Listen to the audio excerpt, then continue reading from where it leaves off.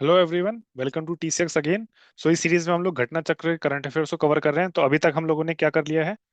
मैं एक बार इंडेक्स पे ले चलता हूँ। अच्छा, यहाँ पे जून 1 से लेकर 2024 से लेकर जून 27 2025 तक है। ठीक है। इसमें पॉइंट्स कुछ दिए हुए हैं, जैसे इंडेक्स में देखते हैं। Points to remember, very important है ये। ठीक है। पहले मैं समझ रहा था कि इसमें सिर्फ फैक्ट्स वगैरह दिए हैं, लेकिन जो पूरा जो लेक्चर सीरीज हम लोग कर रहे हैं नेशनल अफेयर का, इंटरनेशनल अफेयर का, उसमें से का जो निचोड़ है, जो इंपॉर्टेंट फैक्ट्स हैं, ठीक है, उन सबको कवर किया हुआ है इसमें पॉइंट्स टू रिमेंबर में। सो मस्ट ये रीड है। ठीक है। इसके लिए इंपॉर्टेंट है, किसके लिए? रिवीजन करने के लिए। और हम लोगों ने साथ में इसमें नेशनल अफेयर्स को कवर कर लिया है। ठीक है। उसके बाद जो है फिर इंटरनेशनल अफेयर्स को कवर कर लिया है। देन इकोनॉमी भी कवर कर लिया है। और साथ में हम लोगों ने फिर साइंस एंड टेक्नोलॉजी को भी कवर कर लिया है। अब इस वीडियो में हम लोग एनवायरमेंटल अफेयर्स को कवर करेंगे, फिर जल्दी जल्दी हम लोग पूरा जो मैगजीन है उसको जल्दी जल्दी फिनिश कर देंगे। चलिए शुरू करते हैं फिर एनवायरमेंटल अफेयर से। ठीक है। अच्छा, बहुत इंपॉर्टेंट जो चीज होगी सिर्फ वही बताऊंगा मैं, इसमें पूरा डिटेल नहीं पढ़ना है, इसमें एक एक पॉइंट चीजें पढ़ने पढ़ने के लिए है नहीं। ठीक है। बहुत कम चीजें ऐसी हैं जिसमें इंपॉर्टेंट है एग्जामिनेशन पॉइंट ऑफ व्यू से, खासकर जो state PSC examination point of view से। बाकी इसमें डिटेल में बहुत सारा दिया हुआ है। डिटेल जो है आप मेंस के लिए रेफर कर सकते हैं, लेकिन प्रीलिम्स के लिए सिर्फ वही इंपॉर्टेंट चीजें जो बताऊंगा, सिर्फ उतना ही पढ़ना है। ठीक है। तो पहला टॉपिक क्या है? Revised green India mission. ठीक है। किसने लॉन्च किया है? Ministry of environment, forest and climate change. ठीक है। इन्होंने इन्होंने किया है। ठीक किस उस पे? जून 17 को। और world day to combat desertification and drought. अच्छा, कॉम्बैट डेजर्टिफिकेशन को कॉम्बैट करने के लिए यूनाइटेड नेशन का वो भी है, जो अर्थ समिट हुआ था रियो में 1992 में। उसमें एक लॉन्च किया गया था UNCCD, United Nation convention to combat desertification. ठीक है। तो उससे भी एक ये मैच करता है, तो ठीक है, ये भी याद रखना, वेरी इंपॉर्टेंट। फिर उसके अलावा क्या है ये? इसके अलावा और एक चीज है, हाँ।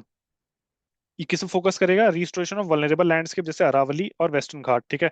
वेस्टर्न घाट के लिए तो बहुत सारी कमिटीज भी बनी थी। कस्तूरी रंगन कमेटी था, माधव गाडगिल कमेटी, जिन्होंने इकोनॉमिकली सेंसिटिव जोन डिक्लेयर करने की बात करी थी वेस्टर्न घाट्स को। ठीक है। ये भी बहुत इंपॉर्टेंट है। फिर साथ में हिमालयन रीजन। ठीक है। और ये किसका पार्ट है? हिमालयन रीजन वगैरह, वेस्टर्न घाट्स है जो, ये हॉटस्पॉट का भी पार्ट है। तो ये भी इंपॉर्टेंट है इस पर्सपेक्टिव में। और जो national mission for green India है, तो लॉन्च किसने किया था? National mission for green India, ये यूपीए गवर्नमेंट ने लॉन्च किया था। अच्छा, एक अम्ब्रेला स्कीम है इंडिया का, national action plan for climate change, NAPCC। ठीक है। इसके अंडर में 8 सब मिशन है। ठीक है। जिसमें national mission for organic farming, natural farming है। ठीक है। उसके साथ में national mission for green India, सब उसी के अंदर सब मिशन है ये। तो वेरी इंपॉर्टेंट, इसको याद रखना है। उसके बाद फिर ग्लोबल फॉरेस्ट वॉच। ठीक है। इन्होंने लॉन्च किया क्या? Report on India's forest. ठीक है। किसने लॉन्च किया? ग्लोबल फॉरेस्ट रिपोर्ट, एक ये याद रखिएगा। साथ में ग्लोबल फॉरेस्ट, अच्छा, ये यूएस बेस्ड ऑर्गेनाइजेशन है, वर्ल्ड रिसोर्स इंस्टीट्यूट। ठीक है। इन्होंने जो है ये डेटा को कंपाइल किया है। और साथ में इसका हाईलाइट क्या है? हाईलाइट क्या है कि इंडिया ने 18,200 हेक्टेयर का प्राइमरी फॉरेस्ट लैंड 2024 में खो दिया था। साथ में 17,700 हेक्टेयर 2023 में खो दिया था। तो हर साल जो है नंबर ऑफ, मतलब अमाउंट ऑफ फॉरेस्ट जो इंडिया खो रहा है, वो हर साल इंक्रीज ही हो रहा है। ठीक है। तो ये इसमें रिपोर्ट में आया था, ग्लोबल फॉरेस्ट वॉच। ठीक है। किसने किया है ग्लोबल फॉरेस्ट वॉच? अच्छा, global forest watch is a report. और साथ में ये किसने बनाया? किसने? World resource institute, US based का, यूएस बेस्ड एक ऑर्गेनाइजेशन है। ठीक है। उसके अलावा जो है और इम्पोर्टेंट इसमें है ये खिचान और मिनार। ये दो नए रामसर साइट हैं। खिचान कहाँ है? ये फलोडी डिस्ट्रिक्ट में है। मिनार उदयपुर डिस्ट्रिक्ट में है, दोनों ही राजस्थान में है। और इसी के साथ 91 टोटल रामसर साइट्स हो गए इंडिया में, जो कि थर्ड हाईएस्ट रामसर साइट्स हैं। सबसे ज्यादा किस में है? यूके में है। ठीक है। वो 150 के ऊपर है। और ठीक है, फिर उसके बाद एक और देश है, इसमें दिया हुआ है, इसमें नीचे दिया है, नहीं, इसमें एंड में दिया है। तो यूके में सबसे ज्यादा है, फिर सेकंड नंबर पे एक देश है, उसके बाद थर्ड नंबर पे जो है रामसर साइट किस में है? इंडिया में है। और चाइना को जो है हमने लास्ट ईयर पीछे छोड़ दिया था। चाइना में टोटल 80 या 85 के अराउंड जो है रामसर साइट्स हैं चाइना में। ठीक है। तो खिचान और मीनार, ये दो नए रामसर साइट ने कहाँ पे, किस स्टेट में है? राजस्थान में। ठीक है। लास्ट ईयर इसी साल इसी के समय जब हम लोग प्रिपरेशन कर रहे थे इसकी बीपीएससी की, तो उसमें नागी नक्टी जो बिहार वाला था, ठीक है, वो दो इंपॉर्टेंट थे, न्यूज में आए थे। 81 और 82 नंबर के जो रामसर साइट्स थी। बट अभी 90 और 91 नंबर के जो है खिचान फलोडी डिस्ट्रिक्ट में, उसमें राजस्थान में, और मीनार जो है वो उदयपुर डिस्ट्रिक्ट में, वो भी राजस्थान में। ठीक है। ठीक है। सारा ये दिया हुआ डिटेल में। देन ये पूरा जो लिस्ट है वो सारे रामसर साइट्स की है। सबसे ज्यादा रामसर साइट किस में है? वो 20 हैं तमिलनाडु में। ठीक है। मैक्सिमम तमिलनाडु में है।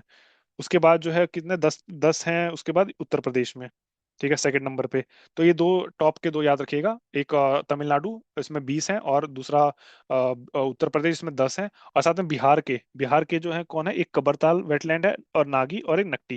अच्छा, उत्तर प्रदेश वाला जो है वो इस साल का जो यूपीपीसीएस का मेंस हुआ था, यूपीपीएससी का मेंस हुआ था 2024 वाला। कब ऑर्गेनाइज किया गया था? जून 2025 में ऑर्गेनाइज किया गया था। ठीक है, उसमें ये इसके ऊपर पूरा क्वेश्चन पूछा हुआ था। तो सब में लिस्ट करना था, क्वेश्चन ही था कि list all the Ramsar sites of the Uttar Pradesh. Then और कुछ इसमें इंपॉर्टेंट है, तमिलनाडु ये है। फिर लार्जेस्ट वेटलैंड जो है वो रामसर कन्वेंशन के अंदर कौन सा है? सुंदरबन है। स्मॉलेस्ट वेटलैंड कौन सा है? रेणुका वेटलैंड, ये हिमाचल प्रदेश में है।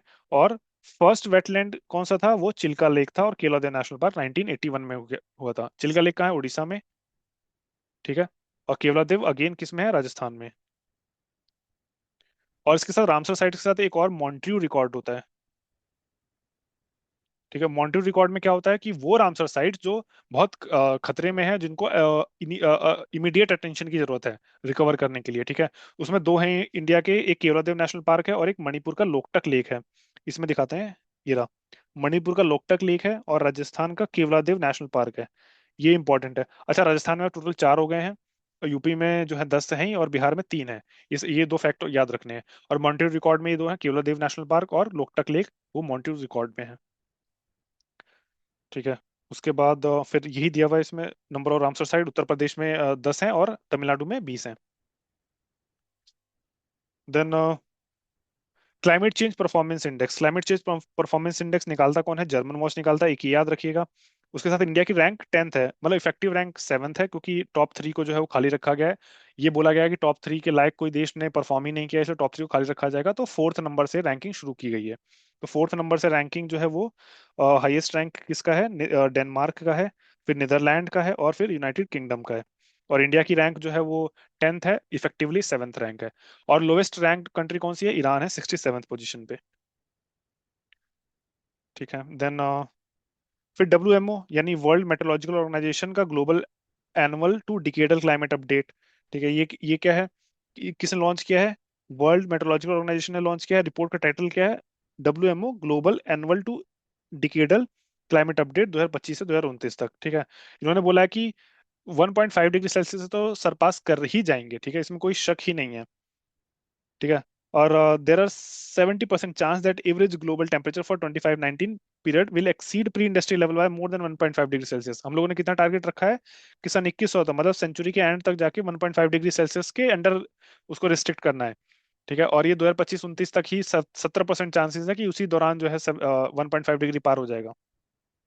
ठीक है, तो बहुत चिंताजनक बात है। फिर सागर माथा संवाद। अच्छा, माउंट एवरेस्ट जो है, इसको माउंट एवरेस्ट तो इंग्लिश में बोलते हैं, क्योंकि जो एवरेस्ट नाम के व्यक्ति थे उन्होंने जो है इसकी खोज करी थी।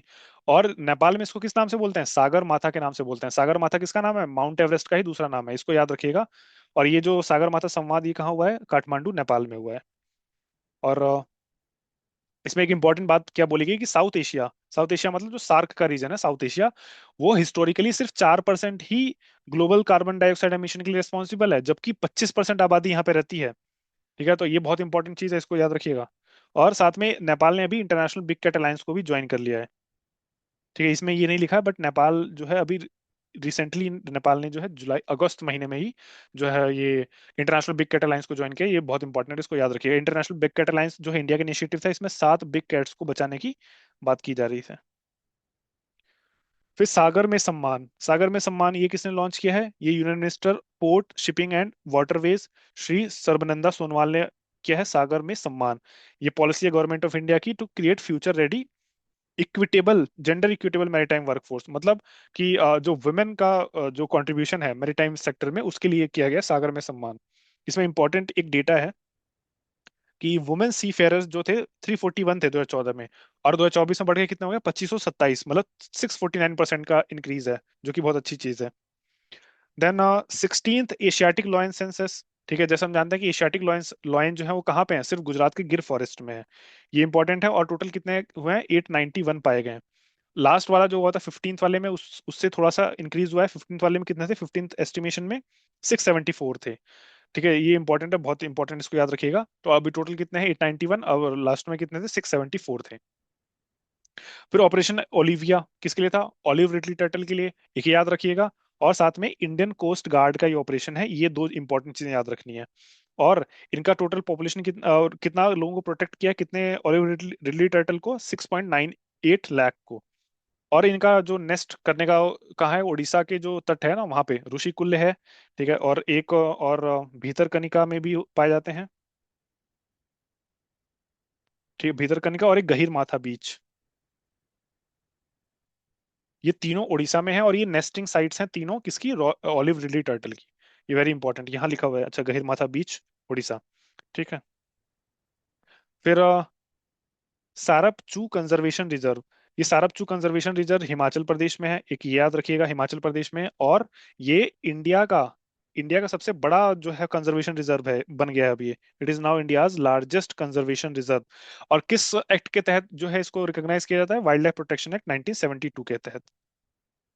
ठीक है। और ये स्ट्रेटेजिक लोकेशन है इसका, लद्दाख है नॉर्थ में, कीबर वाइल्ड लाइफ सेंचुरी और लुंगार लुंगपा ईस्ट में, और Kabzima Nala to the south, and Chandratal wildlife sanctuary to the west. ठीक है, सारे इंपॉर्टेंट लोकेशन है, सबको याद रखिएगा।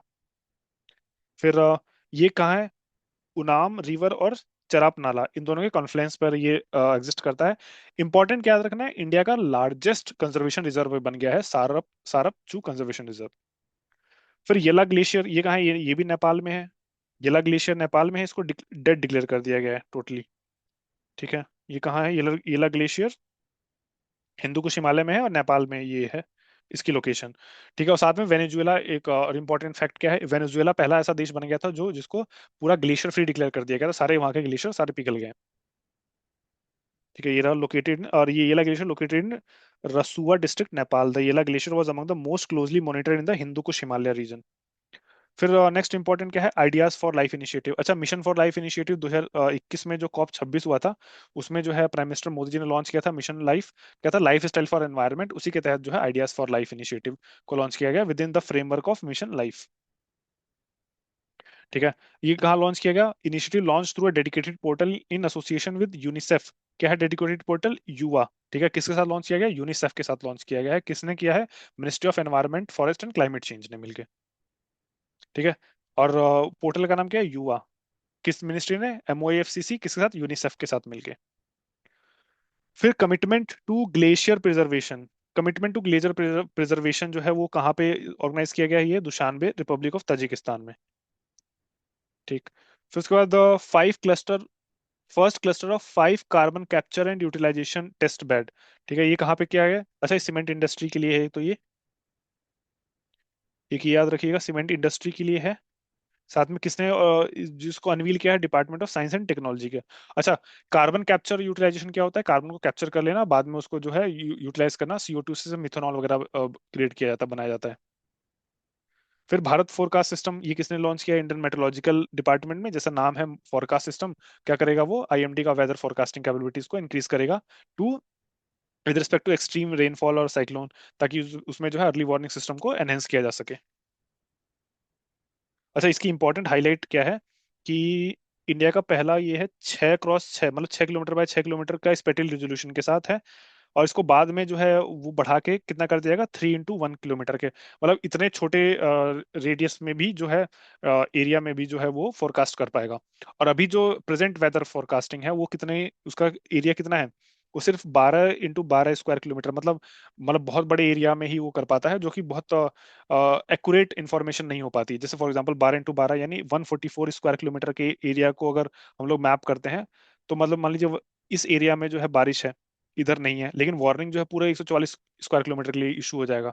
अब क्या है, 6x6 का है, 6x6 का मतलब कि ये इतने एरिया में ही सिर्फ वार्निंग इशू होगा, ताकि बाकी एरिया में जो है वो इम्पैक्ट ना पड़े। और बाद में इसको 3x1 यानी 3 किलोमीटर के एरिया में ही रिस्ट्रिक्ट कर दिया जाएगा, ताकि मोर और ज्यादा एक्यूरेट जो है वो फोरकास्टिंग की जा सके।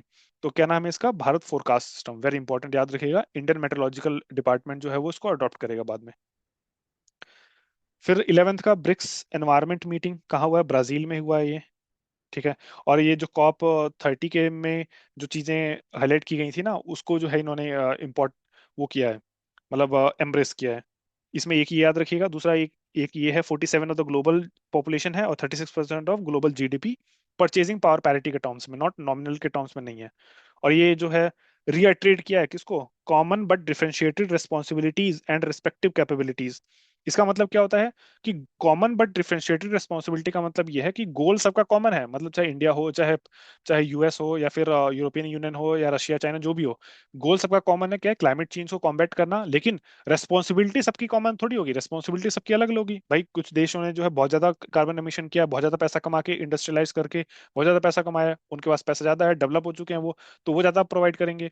साथ में जो डेवलपिंग कंट्रीज हैं, ठीक है, जो अभी डेवलप हो रही हैं, उनको अभी कार्बन एमिशन करने की जरूरत है, वो कम कम कंट्रीब्यूट करेंगी। तो रेस्पॉन्सिबिलिटी सबकी डिफरेंशिएटेड है, लेकिन कॉमन जो है वो गोल कॉमन है। इसलिए इसका नाम रखा गया कॉमन बट डिफरेंशिएटेड रिस्पॉन्सिबिलिटीज। ये किसके में है, ये यूएनएफसीसी के अंडर में लॉन्च किया गया है। और जो ब्रिक्स कंट्रीज हैं उन्होंने इसको रिएटरेट किया है, क्योंकि ब्रिक्स कंट्रीज में ज्यादातर क्या है, डेवलपिंग कंट्रीज हैं, और डेवलपिंग कंट्रीज जो है वो अपने लिए ज्यादा जो लिवरेज चाहती हैं किसमें, जो भी क्लाइमेट इनिशिएटिव होता है वर्ल्ड का, उसमें चाहती हैं। ठीक है, ये याद रखिएगा इसमें। फिर ये COP29 में जो बाकू और टू बेलम रोड मैप था, ठीक है, उसमें $1.3 ट्रिलियन का क्लाइमेट फिनांस की भी बात की गई थी। देन इंडिया का पहला first ever climate change station कहाँ है, उधमपुर, उधमपुर में बनाया गया है, कश्मीर के उधमपुर में। किसके हेल्प से बनाया गया है, Indo Swiss joint research project ice crunch. ठीक है, ये इंपॉर्टेंट है, याद रखिएगा। फिर इंडिया का पहला फास्ट बीडर न्यूक्लियर रिएक्टर कहाँ है, तमिलनाडु के कालकप्पम में, इंडिया का पहला अपना खुद का है। डेवलप किसने किया है, भारतीय नाभिकीय विद्युत निगम भाविनी ने। फिर उसके बाद जो है इंडिया का टारगेट कितना है, अच्छा इंडिया का अभी रिसेंट जो अपडेट है वो क्या है, 8.18 गीगावाट का है करंट में। और टारगेट कितना है 2031-32 तक, 22.48 गीगावाट, और 2047 तक 100 गीगावाट का न्यूक्लियर पावर, न्यूक्लियर एनर्जी को इम्प्लीमेंट करने का जो है टारगेट इंडिया ने रखा है 100 गीगावाट का बाय 2047। ये भी इंपॉर्टेंट है। देन सीपीसीबी ने रिवाइज किया है क्लासिफिकेशन ऑफ इंडस्ट्रीज। इसमें एक नया इंपॉर्टेंट टर्म जोड़ा गया है, blue category sector. Blue category sector ये बस इंपॉर्टेंट है, इसको याद रखिएगा। ये किसके लिए है blue category sector, municipal solid waste management facility के लिए है ब्लू कैटेगरी सेक्टर। बाकी कैटेगरी सेक्टर तो पहले से थे, ये रेड ऑरेंज फिर ग्रीन व्हाइट ये सब थे। अब क्या है, ब्लू कैटेगरी डाला गया किसके लिए, म्युनिसिपल सॉलिड वेस्ट फैसिलिटी के लिए।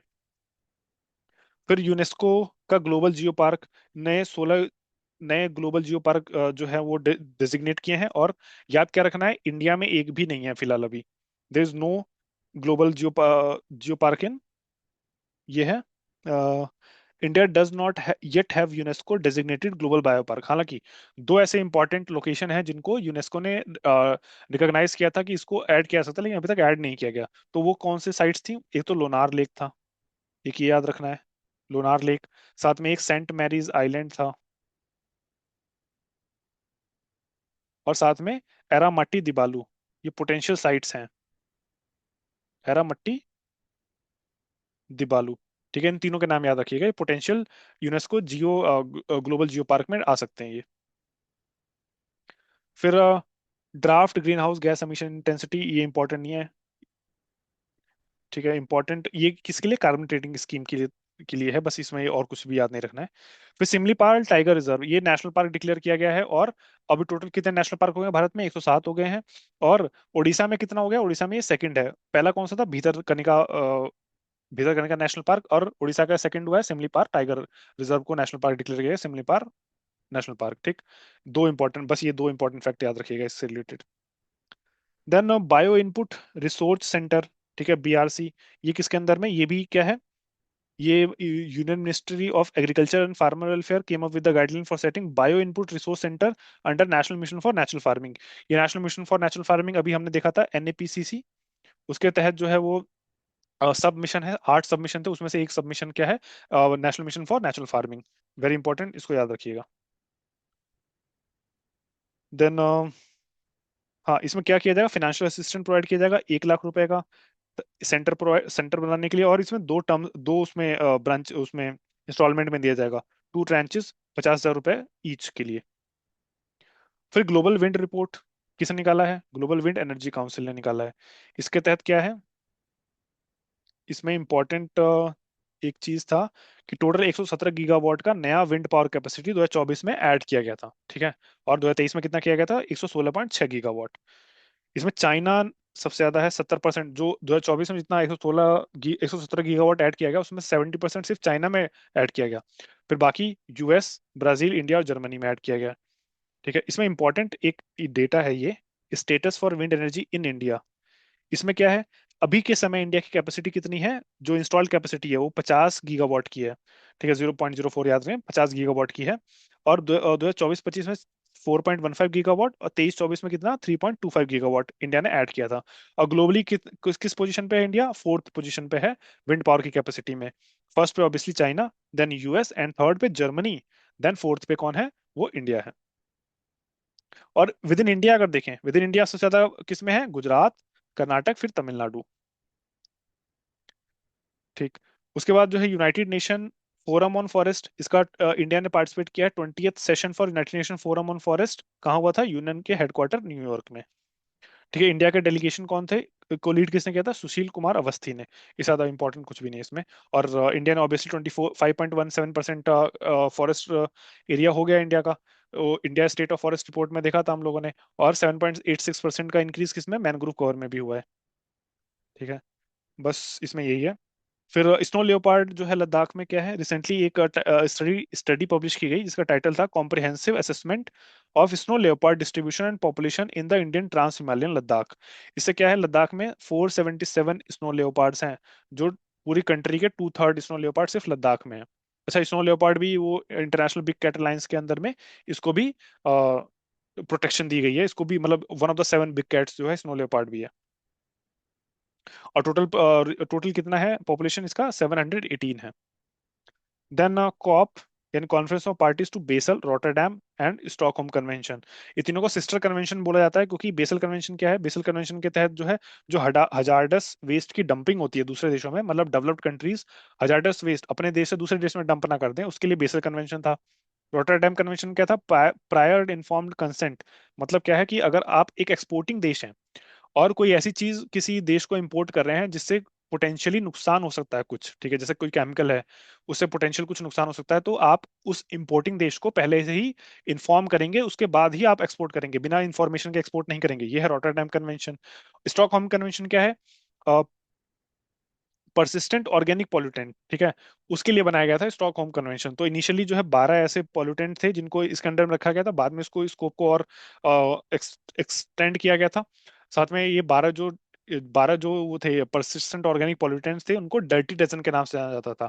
अब तो इसमें बहुत सारे हो गए हैं, लेकिन इनिशियली जो है 12 रखे गए थे, ठीक है। तो इनको सिस्टर कन्वेंशन बोला जाता है। और ये कहाँ पे? तीनों का एक साथ जिनेवा स्विट्जरलैंड में हुआ है, इसका मीटिंग हुआ है, कॉप हुआ है, ठीक है। फिर इंडिया जो है पार्टी है ऑब्वियसली। अच्छा, ये हर 2 साल में होता है, इंडिया जो है पार्टी है सारे कन्वेंशन का, बस इसमें ये याद रखिएगा। और इंडिया ने इसको अपोज भी किया है, ये क्लोरपायरीफोस को, ठीक है, ये केमिकल है, उसको अनेक्स ए में डाला जा रहा है स्टॉकहोम कन्वेंशन के। इसको जो है इंडिया ने पर वो क्या है, किसके लिए? फूड सिक्योरिटी कंसर्न के लिए। और क्योंकि ये फूड सिक्योरिटी, ये एक फूड सिक्योरिटी के लिए इंपॉर्टेंट है और इसका कोई ऑल्टरनेटिव भी नहीं है, इसलिए इंडिया ने इसको अपोज किया है, क्योंकि इंडिया जो है इसका उपयोग करता है। और अच्छा, ये सोचेंगे कि इसमें डालने से क्या हो जाएगा, इसमें अगर डाल देते हैं तो इंडिया को क्या मतलब है? इंडिया अपने देश में यूज करे। बट ये अगर NX1 में चला जाता है, इंडिया अपने देश में यूज करता है, तो एक्सपोर्ट में प्रॉब्लम आएगी कि हम लोगों ने क्लोरीपायरीफोस को यूज किया है और इंटरनेशनली ये बैन है, तो एक्सपोर्ट जो इंपोर्टिंग कंट्री है उसको रिजेक्ट भी कर सकता है, इसी को साइड करते हुए। फिर India conservation, wild life conservation का माइलस्टोन क्या हुआ है? 7th मीटिंग हुई है national board for wild life, और ये वाइल्ड लाइफ प्रोटेक्शन एक्ट 1972 में बना था। और इसको बाय डिफॉल्ट यानी एक्स ऑफिशियो कौन चेयर करता है? प्राइम मिनिस्टर चेयर करते हैं इसको। और ये कब ऑर्गेनाइज किया गया था? March 3 को। United nation world wild life day होता है March 3 को, ठीक है। उसके उसके उपलक्ष्य में जो है इसको ऑर्गेनाइज किया गया था। इसमें बस ये याद रखिएगा। Then world sustainable development summit, इसको किसने इनॉग्रेट किया है? भूपेंद्र यादव। कौन है? Union minister for environment, forest and climate change, ठीक है। इन्होंने इसको किया है। और ऑर्गेनाइज कहाँ किया गया है? India habitat centre, new Delhi में। और थीम क्या थी? Partnership for accelerating sustainable development and climate solution, बस। 3 ऑर्गेनाइज किया है। फिर ये हमने देखा था, India 2047 building a climate resilient future, ठीक है, ये भी देखा था हमने। और इसको ऑर्गेनाइज किसने किया है? Lakshmi Mittal and family South Asia institute और Salata institute for climate and sustainability at Harvard university in collaboration with ministry of environment and forest climate change. ठीक है, इसमें ये याद रखिएगा। और कहाँ ऑर्गेनाइज किया गया? भारत मंडपम, न्यू दिल्ली में। उसके अलावा फिर एनजीटी। एनजीटी क्या है?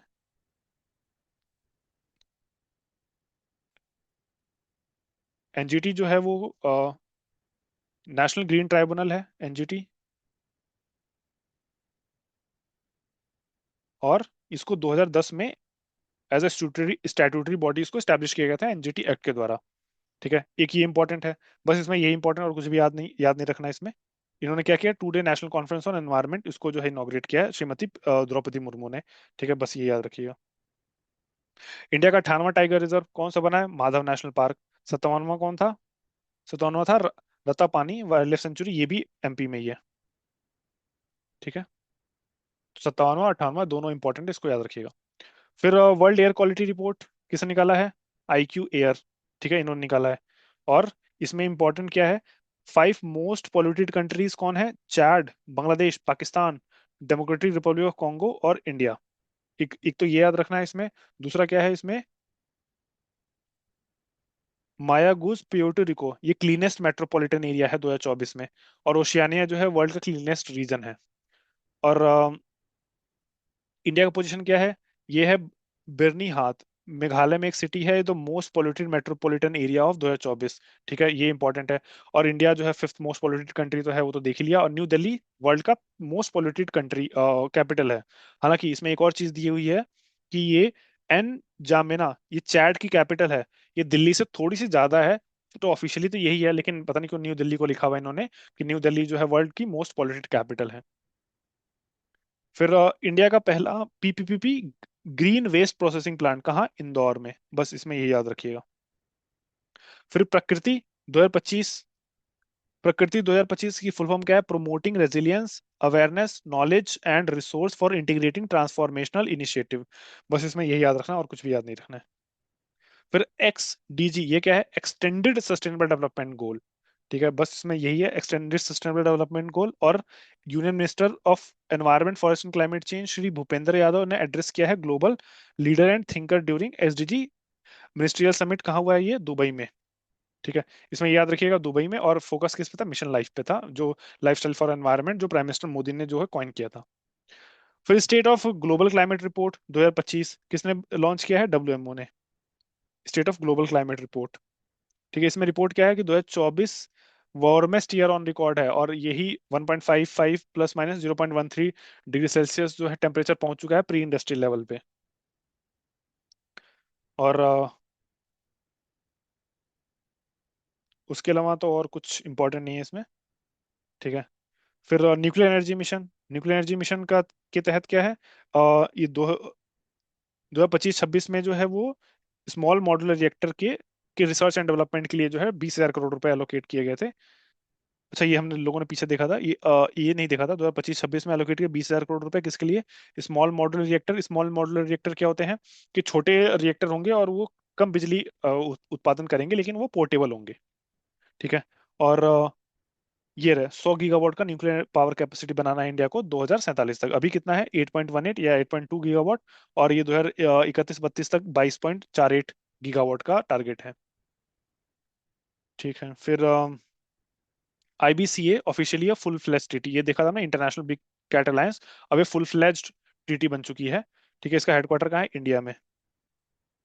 ठीक है, इसमें 7 टोटल जो है बिग कैट्स को उनको बचाने की बात की गई है। फिर बाकी किसने रेटिफिकेशन किया है? निकारागुआ, एस्वातिनी, इंडिया तो है ही ऑब्वियसली, सोमालिया, लाइबेरिया, इन्होंने किया है। फिर उसके बाद एक UN बायोडाइवर्सिटी कॉन्फ्रेंस COP16। ये कहाँ था? काली कोलंबिया में, लेकिन ये फेल हो गया था, सस्पेंड कर दिया गया था। इसको बाद में जो है रोम में जो है इसको सक्सेसफुली कंप्लीट किया गया है। तो ये बहुत इंपॉर्टेंट, इसको याद रखना है। रोम में कहाँ किया गया है और काली कोलंबिया में होना था ये। तो इसमें काली फंड जो है एक, इसको लॉन्च किया गया है। ठीक है, बायोडाइवर्सिटी को प्रोटेक्ट करने के लिए। फिर ये किसान कवच, ये हम लोगों ने साइंस में भी देखा था कि ये एंटी पेस्टिसाइड सूट है। किसके लिए? किसानों के लिए, ताकि उनको जो पेस्टिसाइड छिड़कते समय कोई नुकसान ना हो। इसको डेवलप किसने किया है? Brick in stem in Bangalore ने। फिर global water monitoring report global water monitoring summary report ये किसने किया है? The Australian national university and the global water monitor consortium ने रिलीज किया है ये। बस इसमें ये इंपॉर्टेंट है, और 2024 जो है हमेशा की तरफ हॉटेस्ट ईयर ऑन रिकॉर्ड हुआ है, बस ये याद रखना है इसमें। उसके बाद क्या है? Environment relief fund scheme 2024। Environment relief fund scheme 2024 किसने? अगेन मिनिस्ट्री ऑफ एनवायरमेंट ने नोटिफाई किया है। किसके तहत? अच्छा, ये अमेंडमेंट किया है, उसके तहत क्या सेंटर, अब सेंट्रल गवर्नमेंट के हाथ में आ गया है कि अमेंडमेंट में central government will now directly oversee the environment relief fund for improved governance and accountability. और सीपीसीबी जो है वो रिप्लेस करेगा किसको? यूनाइटेड इंडिया इंश्योरेंस कंपनी को as a fund manager. Very important, इसको याद रखिएगा। फिर इंडिया का चौथा biennial update report BUR to UNFCCC. जैसे जानते हैं कि हर एक देश अपना जो है इंडिजिनसली जो कन्वेंशन है, जो नेशनली डिटरमिन्ड कंट्रीब्यूशन है, उसको सबमिट करता है और साथ में अपना रिपोर्ट सबमिट करता है। तो इंडिया ने अपना चौथा बाइनियल अपडेट रिपोर्ट सबमिट कर दिया है। तो ये बहुत इंपॉर्टेंट है, इसको याद रखना है। ठीक है। और इसमें एक इंपॉर्टेंट हाईलाइट किया है कि 2020 में इंडिया का total green house gas emission decrease हुआ था 7.93%। और ये बहुत चालाकी से 2020 का डेटा दिया इंडिया ने और 2019 के कंपैरिजन में, क्योंकि 2020 में तो कोविड आया था, तो लॉकडाउन के समय जो है ग्रीन हाउस गैस एमिशन बहुत रिड्यूस हो ही गया था वो, और अपने आप ही रिड्यूस हो गया था। तो बट 7.93% का रिड्यूस दिखाया as compared to 2019, which was a smart smart move. ठीक है। देन इसमें और इम्पोर्टेंट है, एनर्जी सबसे ज्यादा वो होता है ग्रीन हाउस गैस एमिशन किसमें था? 75.66% तो एनर्जी से ही होता है। फिर इंडस्ट्रियल प्रोसेसेस और प्रोडक्ट यूज, वो 8.06% है। हालांकि इंडस्ट्री के लिए एनर्जी जरूरत होती है, एग्रीकल्चर के लिए जरूरत होती है, सबके लिए जरूरत होती है, तो एनर्जी का शेयर तो सब में आ ही जाता है थोड़ा थोड़ा। ठीक है। बस इसमें और क्या है? ये एक ये इंपॉर्टेंट है कि इंडिया हिस्टोरिकल जो है वो 4% का ही रहा है, जबकि 70% का वर्ल्ड का पॉपुलेशन है इंडिया में। फिर ये इंपॉर्टेंट, डेंस फॉरेस्ट उगाए गए हैं प्रयागराज में किसके? मियावाकी मेथड का यूज करते हुए। बस इसमें ये याद रखिएगा। फिर environment protection end of life vehicle, वो जो व्हीकल को स्क्रैप करने की पॉलिसी थी। ठीक है। इसमें बस यही है कि vehicle that are no longer fit for use ensuring environmental protection, उनको स्क्रैप करने के लिए proper handling, processing and dispose करने के लिए। ठीक है। और ये किस रूल किसके अंदर नोटिफाई किया गया है? एनवायरमेंटल प्रोटेक्शन एक्ट 1986 के अंदर इसको नोटिफाई किया गया है। ठीक है। इसमें कुछ एक्सेप्शन रखे गए हैं। एक्सेप्शन क्यों रखे गए हैं? कि waste batteries, plastic packaging, waste tyre और ई वेस्ट, ठीक है, इनके लिए अलग जो है रूल है। तो ये जो इंक्लूड होते हैं, हालांकि ये भी व्हीकल में इंक्लूड होते हैं, लेकिन इनके लिए अलग रूल है, तो इनको अलग से ट्रीट किया जाएगा। तो ये एक्सेप्शन है इस रूल के तहत। फिर UNCCD, United Nation convention to combat desertification का COP16 हुआ है। ठीक है। कहाँ पे हुआ है? रियाद, सऊदी अरेबिया में हुआ है। एक तो इसमें ये इंपॉर्टेंट है। दूसरा क्या है? COP17 कहाँ होगा? मंगोलिया में होगा, 2026 में होगा। एक ये इंपॉर्टेंट है। Then green wall, great green wall जो इनिशिएटिव साहिल रीजन में बनाया जा रहा था, ठीक है, उसके लिए बहुत सारे देशों ने अपना जो कंट्रीब्यूशन अनाउंस किया है। जैसे इटली ने 11 मिलियन यूरो, ऑस्ट्रिया ने इतना 3.6 मिलियन यूरो। ठीक है। बट ये तो नहीं याद रखना, बस इंपॉर्टेंट याद रखना है कि रियाद में हुआ है COP16 यूएनसीसीडी का 2025 में, और 2026 में कहाँ होगा? COP17 होगा, मंगोलिया में होगा। फिर WMO green house gas bulletin 2023, ये किसने रिलीज किया है? ये वर्ल्ड मेट्रोलॉजिकल ऑर्गेनाइजेशन ने रिलीज किया है 2023 के लिए। ठीक है। इसमें की हाईलाइट क्या है? कि एनुअल इंक्रीज कितना हुआ है? 2.3 ppm का इंक्रीज हुआ है, और जो कि लगातार 12वें कॉन्जिक्यूटिव ईयर में 2 ppm से ज्यादा का इंक्रीज हुआ है। और CO2 लेवल इसके साथ कितना हो गया? 420 ppm चला गया है। और ये किससे कंपेयर कर सकते हैं? 3.5 मिलियन ईयर अगो, जब ये ऐसा इवेंट हुआ था, जब क्लाइमेट चेंज हुआ था पूरे वर्ल्ड में। उस समय जो है 2 से 3 डिग्री सेल्सियस हायर था, और 420 पार्ट्स पर मिलियन होने के बाद जो है अब उसी पोजीशन पे पहुंच गए हैं। और उस समय सी लेवल कितना हुआ करता? 10 से 20 मीटर हायर होता था आज के कंपैरिजन में। तो सोचिए किस लेवल पे जो है डिस्ट्रक्शन की तरफ हम लोग बढ़ रहे हैं। देन IUCN का पहला फर्स्ट ग्लोबल ट्री असेसमेंट, ठीक है, ये कहाँ पे हुआ है? ये क्या बोलता है कि 38% ऑफ द वर्ल्ड ट्री जो है वो एक्सटिंक्शन को फेस कर रहे हैं। ठीक है। एक ये भी है। और ये अनाउंस कहाँ किया गया? कन्वेंशन बायोलॉजिकल डाइवर्सिटी का जो समिट हुआ था 16 COP16, कहाँ पे? काली कोलंबिया में। और इसको यहाँ से सस्पेंड कर दिया गया था। इसको बाद में कहाँ करवाया गया था? ये रोम में करवाया गया था। अच्छा, ये COP16 किसका था? ये UNCCD, combat convention for biological diversity, UNCBD। ठीक है। और जो ये था ऊपर हम लोगों ने देखा था, ये UNCCD का था। ठीक है। दोनों अलग अलग चीजें हैं।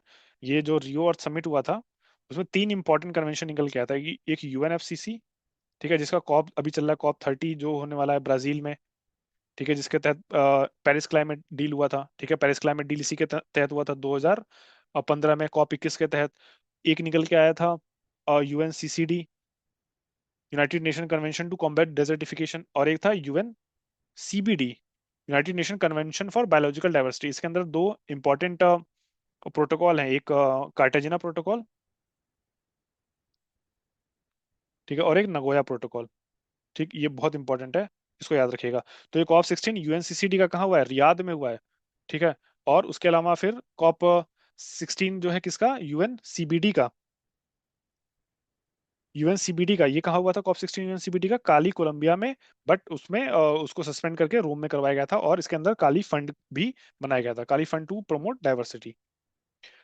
फिर यूनाइटेड नेशन एनवायरनमेंट प्रोग्राम का adaptation gap report. Adaptation gap report का मतलब क्या होता है, अडेप्टेशन गैप रिपोर्ट का मतलब ये है कि अगर क्लाइमेट चेंज से अडेप्ट करने के लिए हम लोगों को कुछ इंपॉर्टेंट काम करने हैं, या फिर मान लीजिए पैसा लगाना है, तो मान लीजिए 100 रुपये लगाने की जरूरत थी, लेकिन लगा कितना रहे, मान लीजिए 30 रुपये लगा रहे हैं, तो कितना गैप है, 70 रुपये गैप है।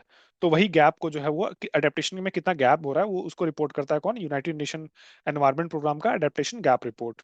इसमें बस यही है, इसमें और कुछ भी इंपॉर्टेंट नहीं, ये तो कभी नहीं पूछने वाला कितना 70% ये वो, ठीक है, खासकर बीपीएससी में तो कभी नहीं पूछेगा।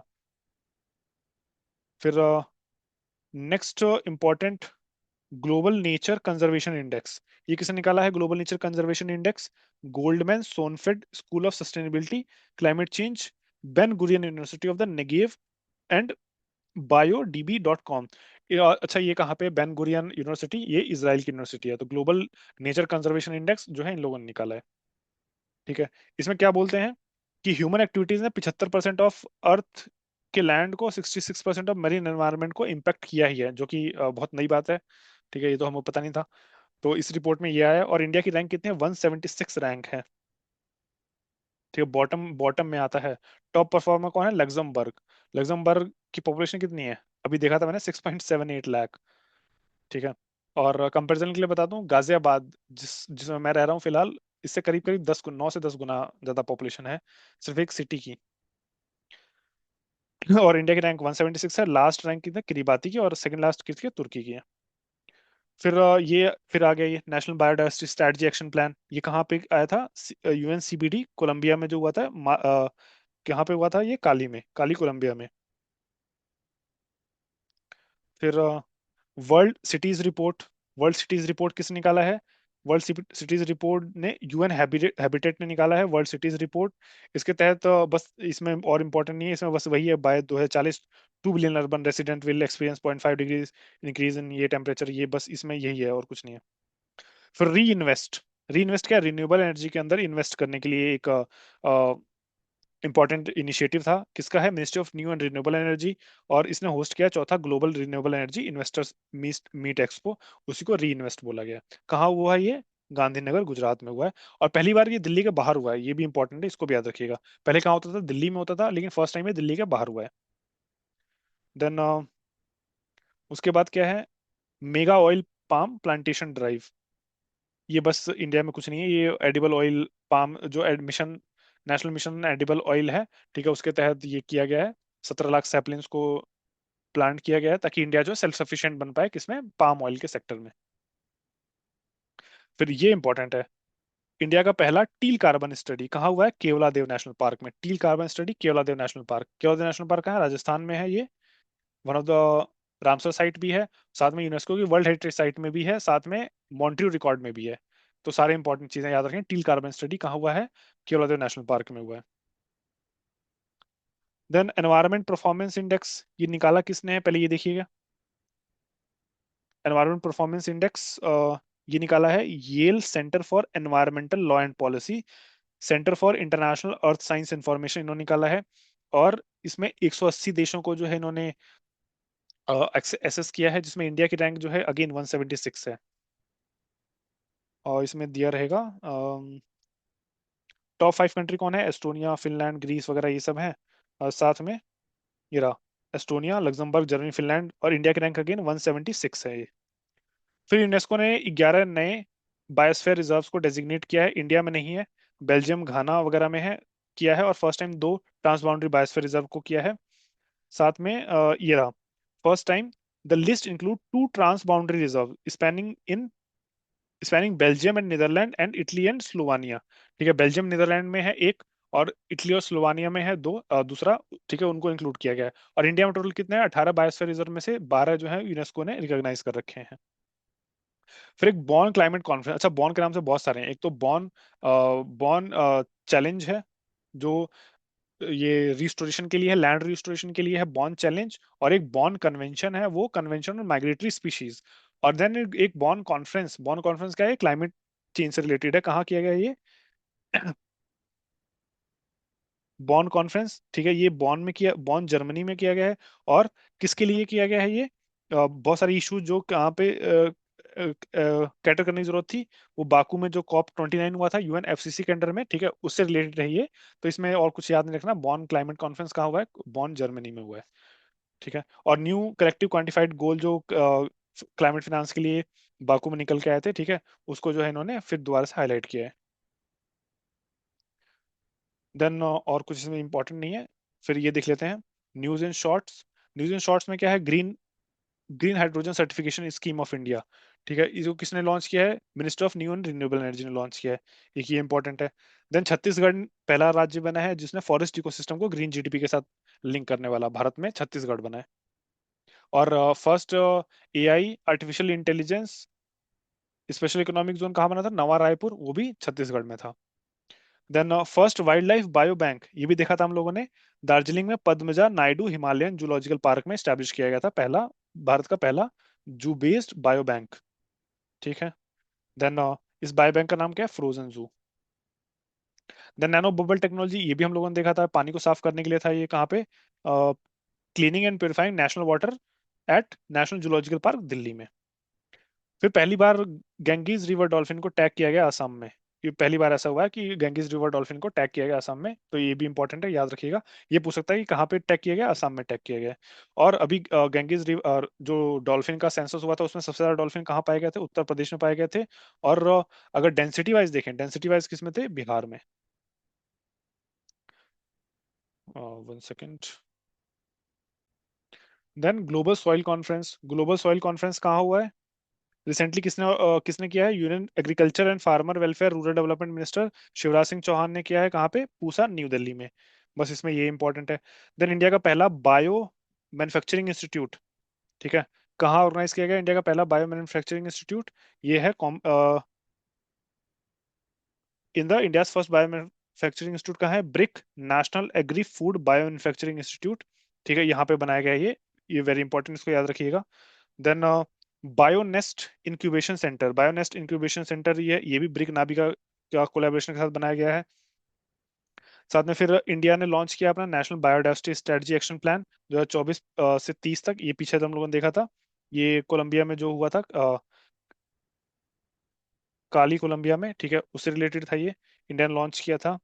देन वर्ल्ड का पहला, ये इंपॉर्टेंट है, CO2 टू मिथेनॉल प्लांट कहाँ पे? विंध्याचल, उत्तर प्रदेश में।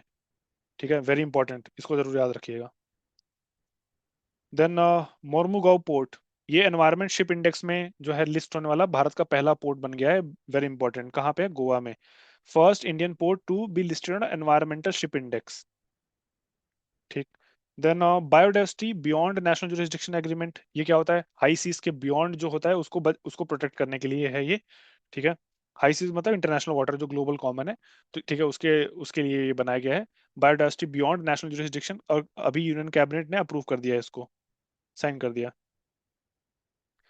देन वर्ल्ड का पहला thorium molten salt nuclear power station कहाँ? गोबी डेजर्ट, चाइना में बनाया गया है। और इंपॉर्टेंट ये इंडिया के पर्सपेक्टिव में भी है, क्योंकि इंडिया के पास थोरियम के reserve around 1/4 to 1/3 of the world thorium reserve वो इंडिया के पास है। मोनाजाइट सैंड से निकलता है। और इसका एटॉमिक मास कितना होता है? 232। ठीक है, वेरी इंपॉर्टेंट, इसको याद रखिएगा। देन एक लास्ट इंपॉर्टेंट न्यूज देख लेते हैं। State of the world forest report, first important thing क्या है कि निकालता कौन है? फाओ निकालता है, फूड एंड एग्रीकल्चर ऑर्गेनाइजेशन, ये निकालता है। और इसमें हाईलाइट क्या किया गया? रशिया, ब्राजील, कनाडा, US और चाइना, ये 5 देश मिलके ही दुनिया का 54% फॉरेस्ट एरिया इन्हीं के पास है। हालांकि ये बहुत बड़े बड़े देश हैं, तो ऑब्वियसली इनके पास होना होगा ही। देन 10 कंट्रीज ऐसे हैं जिन्होंने एनुअल गेन किया है, जिसमें 2020 में एनुअल गेन किया, जिसमें चाइना है, ऑस्ट्रेलिया है, India, Chile, Vietnam, Turkey, US, France, Italy और रोमानिया। और इंडिया में ने गेन करने के मामले में थर्ड नंबर पे है इंडिया, यूएस और चाइना के बाद। ठीक है, वेरी इंपॉर्टेंट फैक्ट है ये, इसको याद रखना है। देन इसी के साथ जो है हम लोगों ने एनवायरनमेंट को भी खत्म कर दिया है। देन नेक्स्ट वीडियोस में हम लोग ये शुरू करेंगे। ठीक है, शॉर्ट न्यूज शुरू करेंगे। यूपी का करंट अफेयर तो जो है वो जब 13 सितंबर को बीपीएससी एग्जाम हो जाएगा उसके बाद कवर करेंगे, क्योंकि यूपी का करंट अफेयर वो उत्तर प्रदेश के लिए कवर करेंगे। देन शॉर्ट न्यूज और ये स्पोर्ट्स न्यूज, ये जनरली 4 या 5 वीडियोस वीडियोस में इसको भी कवर कर देंगे, छोटी छोटी वीडियोस होंगी। ठीक है, इसी के साथ जो है आप हमारा जो फ्लैगशिप इनिशिएटिव है, मतलब खुद का करंट अफेयर जो है, तो हम लोगों की 2 वीडियोस आती हैं इंपॉर्टेंट प्रीलिम्स बेस्ड। एक तो स्टेट पीएससी के लिए आती है, ठीक है, और एक यूपीएससी के लिए आती है। तो हम लोगों ने जुलाई से शुरू किया था ये। ठीक है, तो जुलाई मंथ का ऑलरेडी आ चुका है, इस महीने में अगस्त वाला भी आ जाएगा। ठीक है, तो ये भी जुलाई से स्टार्ट किया था। तो ये monthly monthly important current affairs को इसमें कवर किया था क्वेश्चन के माध्यम से। एक ये इंपॉर्टेंट इनिशिएटिव है, इसको देख सकते हैं। साथ में जो है हम लोग का ब्लॉग जो है, ठीक है, उसको फॉलो कर सकते हैं। ब्लॉग का जो लिंक है वो डिस्क्रिप्शन बॉक्स में मिल जाएगा। साथ में ब्लॉग में हम लोग क्या करते हैं, ब्लॉग के अंदर इंपॉर्टेंट करंट अफेयर्स के ऊपर आर्टिकल्स लिखते हैं और मेंस पर्सपेक्टिव में, और साथ में प्रीलिम्स के कुछ इंपॉर्टेंट फैक्ट्स वो भी कवर किए जाते हैं। और साथ में हम लोगों ने एक और नई सीरीज शुरू की है एथिक्स केस स्टडीज की। ठीक है, वो भी ब्लॉग्स पे अपडेट होते हैं। ठीक है, उसको भी देख सकते हैं। और अगर आप लोग कमेंट बॉक्स में लिखेंगे कि एथिक्स पे जो है वीडियोस चाहिए, तो नेक्स्ट मंथ से वो भी वीडियोस हम लोग शुरू कर देंगे। तो ठीक है, फिर इसी के साथ मिलते हैं नेक्स्ट वीडियोस में। इसको नेक्स्ट वीडियो में इसको खत्म करते हैं और जल्दी जो है घटना चक्र को कवर कर लेंगे, साथ में हमारा करंट अफेयर भी कवर हो जाएगा।